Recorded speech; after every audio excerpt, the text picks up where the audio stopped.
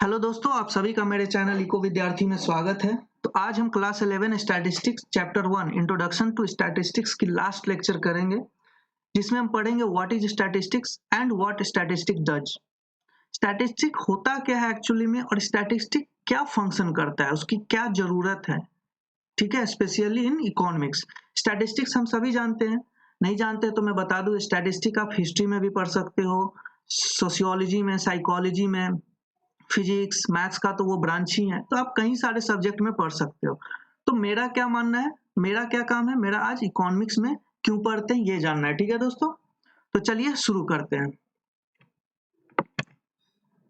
तो दोस्तों फर्स्ट आज हम देखेंगे कि व्हाट इज स्टैटिस्टिक।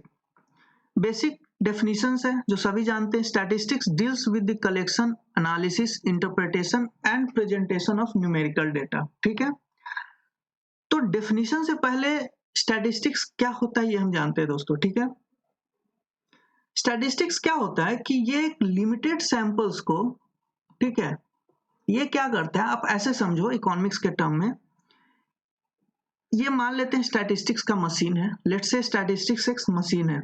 इसमें क्या होता है कि हम मिनिमम इनपुट डालते हैं दोस्तों। ठीक है, लिमिटेड इनपुट डालते हैं इस मशीन में। यहाँ पे स्टैटिस्टिक्स अपना काम करता है। ठीक है, जो भी काम करना होता है, एनालाइज करता है, इंटरप्रेट करता है, और इस चीज को जब ये आउटपुट के फॉर्म में देता है तो ये काफी बड़ा होता है दोस्तों। ठीक है, रिजल्ट इसका काफी बड़ा होता है। तो स्टैटिस्टिक्स का यही काम है कि कम से कम इनपुट लेता है और आउटपुट जो देता है वो इनपुट से बहुत ज्यादा देता है और काफी एक्यूरेट देता है, काफी काम का देता है। ठीक है दोस्तों, तो स्टैटिस्टिक्स का बेसिक फंक्शन यही है। तो क्या हम बोल सकते हैं कि यह लिमिटेड सैंपल को यूज करता है और इंटेलेक्चुअल एंड एक्यूरेट कंक्लूजन को ये हमें प्रोवाइड कराता है। ठीक है, ताकि हम फर्दर उस पर कोई एक्शन ले सकें। तो स्टैटिस्टिक्स क्या है? Statistics deals with the collection, ठीक है, collection of what, data, analysis, interpretation and then presentation of numerical data. हम न्यूमेरिकल डेटा का ही बात करते हैं स्टैटिस्टिक्स में, ऐसा नहीं कि कुछ और फॉर्म में हम बात करें, सिर्फ न्यूमेरिकल डेटा। ठीक है दोस्तों, तो क्या होता है दोस्तों कि पहले हम डेटा को कलेक्ट करते हैं, फिर उस पर हम राय विचार करते हैं, एनालाइज करते हैं। एनालाइज करने का सेंस कि अगर हम पिछले 5 साल का डेटा लेते हैं तो उस पिछले 5 साल में कौन कौन से फैक्टर को अफेक्ट किया है, किन किन फैक्टर के कारण किन किन फैक्टर्स में चेंजेज आए हैं, तो वो सब हम पूरी तरह से एनालिसिस करते हैं। एनालिसिस को हम डायरेक्टली समझा नहीं सकते क्योंकि इसमें काफी सारे चीजें होते हैं। ठीक है, आगे एग्जाम्पल में देखेंगे। फिर उसको इंटरप्रेट करते हैं कि उस एनालिसिस के आधार पे हम डेटा को किस फॉर्म में लिया जा सकता है, उसको कैसे इंटरप्रेट किया जा सकता है, किस फॉर्म में हम प्रेजेंट कर सकते हैं। ठीक है दोस्तों, और उसके बाद हम फाइनली प्रेजेंट करते हैं। ठीक है, इसका और हम एक फॉर्मूला ले सकते हैं, the study and manipulation of data. ठीक है, including ways to gather, review, analyse and draw conclusion from the data. Same है मीनिंग, डेटा को लेता है, ठीक है, मीन्स डेटा को गैदर किया, रिव्यू किया, फिर एनालाइज किया and then draw the conclusion from the data, जिसको प्रेजेंटेशन बोलते हैं। तो डेटा यहाँ पे इकोनॉमिक्स बेसिकली आपके लेवल पे, at your level, quantitative and qualitative data बात करते हैं। ठीक है, क्वांटिटेटिव हो गया मीन्स जिसमें हमें एग्जैक्ट नंबर्स दिख रहे हैं। ठीक है, जैसे कि मैंने मान लिया कि जीडीपी, पिछले साल का GDP growth rate let's say कि -23% था। ठीक है, 2018 का लेट्स से कि 6% था। पिछले साल वीट का जो प्रोडक्शन हुआ 350 मेट्रिक टन लेट्स से। ठीक है, और भी मान लेते हैं पिछले साल देश में जितने भी एक्सीडेंट हो गए तो उसमें से 6000 पर्सन की डेथ हो गई। तो ये सब क्या है, एग्जैक्ट मुझे फिगर मिल रहा है नंबर्स में, तो ये क्वांटिटेटिव हो गया। ठीक है, गवर्नमेंट कितना टैक्स रेट लगा रही है, ठीक है, कितना प्रोडक्शन हो रहा है, कितना फैक्टर्स ऑफ प्रोडक्शन इंप्लॉय किया जा रहा है, तो ये सब क्वांटिटेटिव हो गया। क्वालिटेटिव भी हम लोग स्टैटिस्टिक्स में पढ़ते हैं। क्वालिटेटिव में हो गया जैसे हेल्थ, ठीक है, फिर से रिलीजन, ठीक है, रिलीजन को भी पढ़ते हैं, फिर से जेंडर हो गया। मीन्स हम बोल सकते हैं कि किसी पर्टिकुलर एरिया में, वहां के आप स्टैटिस्टिक्स में ऐसे एग्जांपल लेते होंगे, किसी एक पर्टिकुलर एरिया में वहां पे जो मेल है, फीमेल है, उसकी एजुकेशन किस लेवल की है, ठीक है, लिटरेसी क्या है, इलिटरेसी क्या है, उसकी मेंटल हेल्थ की क्या लेवल है, फर्टिलिटी क्या है, मोर्टेलिटी क्या है। तो ये सब आपका क्वालिटेटिव में आ जाता है। और इकोनॉमिक्स क्या है दोस्तों, इकोनॉमिक्स आपका क्वांटिटेटिव प्लस क्वालिटेटिव, इकोनॉमिक्स आपका दोनों डेटा बताता है, ठीक है। तो स्टैटिस्टिक्स की जो मैंने मशीन की बात करी, अब उसकी प्रोसेस देख लेते हैं दोस्तों, ठीक है। प्रोसेस में क्या है, फर्स्ट प्रोसेस होता है दोस्तों कलेक्शन ऑफ डेटा। हमने डेटा को कलेक्ट किया, ठीक है। एक एग्जांपल हम लोग लेके चलते हैं, इकोनॉमिक्स से थोड़ा अलग हटते हैं।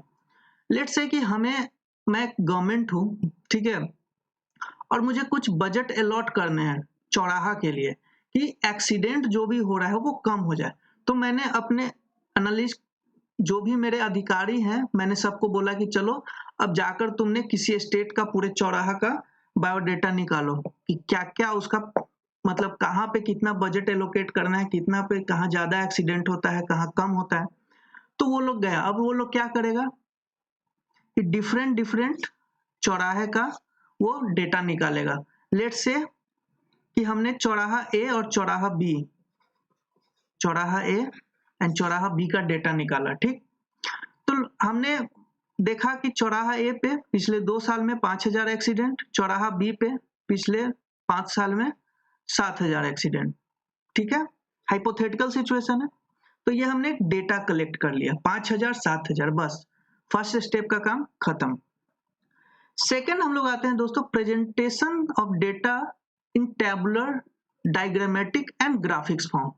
आपको याद है मैं इकोनॉमिक्स में पढ़ाया था तो काफी सारे मैंने शेड्यूल लिए थे, ठीक है, कॉम्बिनेशंस लिए थे कार मोबाइल का, ठीक है। तो उसी कॉम्बिनेशंस को बोलते हैं टेबुलर रिप्रेजेंटेशन। अब इस डेटा को हम टेबुलर रिप्रेजेंटेशन में डालेंगे कि इसमें से मेल कितने थे, फीमेल कितने थे, ठीक है, बस का कितना एक्सीडेंट, ट्रक का कितना एक्सीडेंट, कार का कितना एक्सीडेंट, मतलब काफी सारा डेटा हम इस पे इंटरप्रेट कर सकते हैं। एक्सीडेंट का जितना भी फॉर्म है हो सकता है, हम इसे टेबलो फॉर्म, डायग्रामेटिक और ग्राफिकल फॉर्म में हम डाल सकते हैं, ठीक है।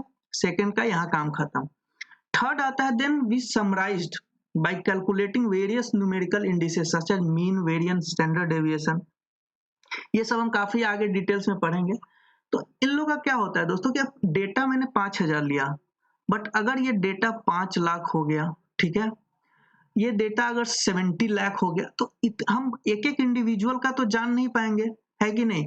तो हम क्या करते हैं, समराइज कर देते हैं इसे, mean, variance, standard deviation, means हम किसी से एवरेज निकाल लेते हैं, किसी से हम एक्सपेक्टेशन वैल्यू की क्या वेरिएबिलिटी आ रही है, क्या डिफरेंसेस आ रहे हैं, तो हम उस आधार पे हमें ऑन एन एवरेज एक डेटा निकाल लेते हैं, ठीक है। तो इसे हम इस फॉर्म में करते हैं। अब जैसे मान लेते हैं मैंने देखा कि जो एक्सीडेंट हुआ है, ठीक है दोस्तों, जो एक्सीडेंट हुआ है उसमें मेल की डेथ जो है लेट्स से कि 100, फीमेल की डेथ 200, ठीक है। पैर हाथ टूटा 400 का, फीमेल का पैर हाथ टूटा 400 का। तो ये सब क्या है, ये हम डेटा को इंटरप्रेट कर रहे हैं और इसे हम टैबलो फॉर्म में बना रहे हैं, ताकि जब मैं ये गवर्नमेंट के पास दूं तो इसे ये पता चल जाए कि चौराहा ए ज्यादा खतरनाक है या चौराहा बी ज्यादा खतरनाक है, ठीक है, इस पे ज्यादा बजट एलोकेट करे या इस पे ज्यादा बजट एलोकेट करे। तो स्टैटिस्टिक्स का मेन यही खेला है दोस्तों, ठीक है, कि हम डेटा को लेकर उसे गैदर करके, रिव्यू करके, एनालाइज करके, इंटरप्रेट करके फिर उसे प्रेजेंट करते हैं, ताकि उस बेसिस पे आगे का पॉलिसी या फिर एक्शन डिटरमाइन हो सके, ठीक है। और जो लास्ट है, finally the data are analysed and interpreted. तो यही है, मैंने बताया कि कैसे डेटा को इंटरप्रेट करते हैं, कि कितने मेल मरे, कितने फीमेल मरी, कितने मेल का पैर हाथ टूट गया, कितने फीमेल का पैर हाथ टूट गया, ठीक है, कितना बाइक एक्सीडेंट हुआ, कितना कार एक्सीडेंट हुआ, कितना किसी और की गलती से एक्सीडेंट हुआ, means everything everything we analyse and interpret. तो यही सब काम में स्टैटिस्टिक्स काम आता है। बिना स्टैटिस्टिक्स का दोस्तों हम न्यूमेरिकल इकोनॉमिक्स, ठीक है, हम न्यूमेरिकल इकोनॉमिक्स एक्सपेक्ट ही नहीं कर सकते हैं। स्टैटिस्टिक्स अगर नहीं रहता दोस्तों तो हम इतना रिलेशन इकोनॉमिक्स में बना ही नहीं पाते, national income, per capita income, GDP growth, ये सब, क्योंकि न्यूमेरिकल जो भी है वो सब स्टैटिस्टिक्स से ही आया है दोस्तों, ठीक है। तो स्टैटिस्टिक्स काफी इंपॉर्टेंट है हमारे लिए। अब हम देखते हैं व्हाट स्टैटिस्टिक्स डज, ठीक है। आई होप आपको समझ में आ रही होगी। तो फर्स्ट पॉइंट है दोस्तों, काफी सारे पॉइंट्स है, जो मेन पॉइंट्स है मैंने समझाने के लिए लिया है। फर्स्ट है to understand an economic problem, and to understand an economic problem find the cause behind it with the help of qualitative and quantitative facts of an economic problem। ठीक है, मैंने बताया डेटा दो तरह का होता है, क्वांटिटेटिव एंड क्वालिटेटिव। तो इकोनॉमिक प्रॉब्लम को समझने के लिए, इकोनॉमिक प्रॉब्लम है उससे हम कैसे समझेंगे, जब उसकी डेटा हमारे पास आएंगी तभी ना। तो उस इकोनॉमिक प्रॉब्लम को समझने के लिए उस प्रॉब्लम के पीछे का जो कारण है वो हमें बताता है स्टैटिस्टिक। ठीक है दोस्तों, इकोनॉमिक प्रॉब्लम का जो कारण है वो बताने के लिए हम स्टैटिस्टिक्स की यूज करते हैं। जैसे once the cause of problem are identified, ये तो स्वाभाविक है ना कि अगर एक बार प्रॉब्लम का कॉज अगर हमने आइडेंटिफाई कर लिया तो काफी इजी होगा किसी भी पॉलिसी को फॉर्मुलेट करने के लिए। क्या चाहिए हमें, हमारे पास कॉज मिल गया कि ठीक है अनएम्प्लॉयमेंट बढ़ रहा है। तो अनएम्प्लॉयमेंट क्यों बढ़ रहा है, क्या मेरे पास एफडीआई कम आ रहा है, क्या मेरे पास इन्वेस्टमेंट कम आ रहा है, ठीक है, क्या हमारे देश में इनकम कम हो रहा है, नेशनल इनकम कम हो रहा है जिससे अनएम्प्लॉयमेंट बढ़ रहा है, ठीक है, क्या इन्फ्लेशन कम हो रहा है।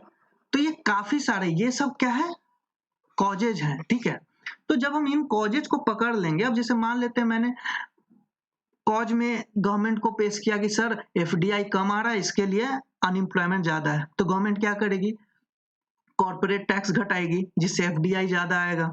ठीक है, अपने मनी वैल्यू को डिवैल्यूएट करेगी, ठीक है, जिससे एफडीआई ज्यादा आएगा। तो ये सब क्या है, स्टैटिस्टिक्स के कारण ही ना हमने ये प्रॉब्लम को सॉर्ट पकड़ा, इन्फ्लेशन के कारण या एफडीआई के कारण, जिसके कारण हमने पॉलिसी फॉर्मुलेट करना। तो यही हुआ मेन प्रॉब्लम। सेकेंड है helps in condensing mass data into a few numerical measures such as mean and variance. ठीक है, बहुत सारे डेटा को, अब जैसे मान लेते हैं हमारे देश में 130 करोड़ पॉपुलेशन है। ठीक है, अब लेट से कि इसमें से 75 करोड़ जॉब में है। ठीक है, अब हम 75 करोड़ का इंडिविजुअली हम इनकम तो नहीं देख पाएंगे ना, इम्पॉसिबल है। तो हम क्या करते हैं, हम रेंडमली डेटा को लेते हैं और उसे कंडेंस करते हैं, और हम उसे लेट से कि हम उसे एवरेज फॉर्म में दिखा देते हैं। ठीक है, कि टोटल नेशनल इनकम इतना है, टोटल पॉपुलेशन इतना है, दोनों को डिवाइड कर दिए तो मेरा पर कैपिटा इनकम आ गया। इससे क्या पता चल रहा है कि हमारे देश के एक नागरिक का ऑन एन एवरेज इनकम इतना है। तो ये कैसे पता चला, ये स्टैटिस्टिक्स के हेल्प से पता चला है कि नहीं। तो अगर हम इंडिविजुअल की इनकम पता करने चले तब तो हमको 20 साल लग जाएगा इंडिविजुअल का डेटा ही पता करने में, बट हम 1 से 2 महीने में कैसे पता कर लेते हैं, वही national income total population average निकाल देते हैं। तो ये सब स्टैटिस्टिक्स की हेल्प से होता है।